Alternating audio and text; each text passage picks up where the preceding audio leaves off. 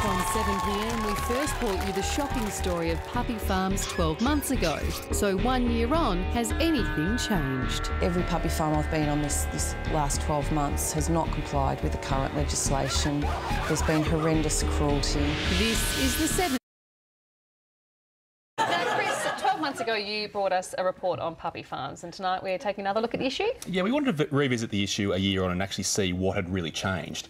And what we found was pretty confronting, and just a warning that viewers may find some of these images upsetting. Trish! Trish! Oh, Trish!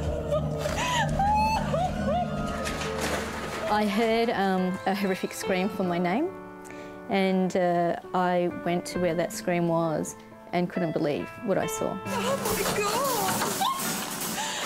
What is wrong with this? We found dying dogs.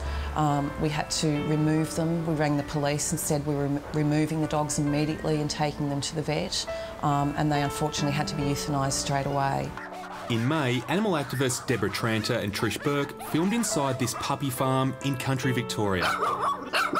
2 Labrador pups were found to have suffered brain damage from starvation.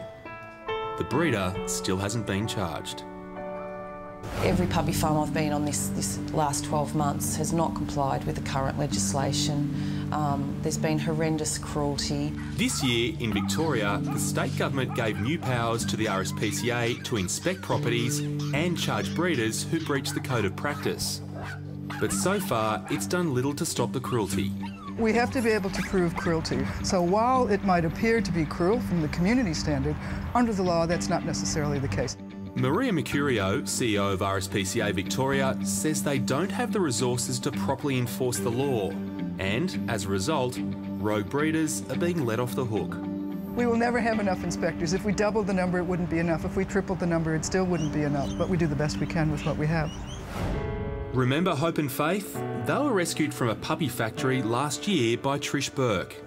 Sadly, Hope passed away, but Faith is doing well, learning to be a dog again after years spent locked in a cage.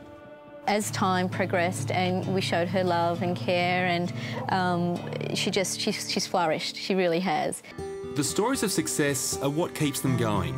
Like little Oscar, the dog who drew thousands at protests in Sydney and Melbourne over the weekend. Oscar was a stud breeder, discovered by Deborah Tranter at a puppy factory 18 months ago.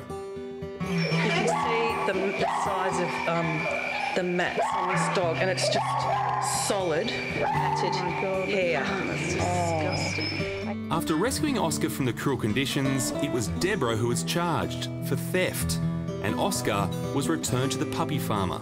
I really thought that I had failed this little dog, and I was just deeply in grief, I guess. Establishing Oscar's law, she resolved to put an end to the factory farming of puppies. And now she even has Oscar back. It's a wonderful thing to see these dogs out of these sheds and learning just how to be a dog and a loved companion. Oscar has become a symbol of hope and a reminder of why this cruel trade must end. It's wonderful that Oscar is home, but there are still thousands of dogs just like Oscar stuck in these sheds. It's never ending, and it needs to end. Should be begging you and our government to abolish these farms. It's very disturbing. Why isn't more being done? I guess the issue is that there's some quite strong lobby groups that are trying to protect these practices because a lot of these puppies end up in pet stores, for example. Plus, the legislation, it's quite weak on this topic because those puppy farmers aren't committing an act of cruelty if they provide these dogs with food, water and shelter.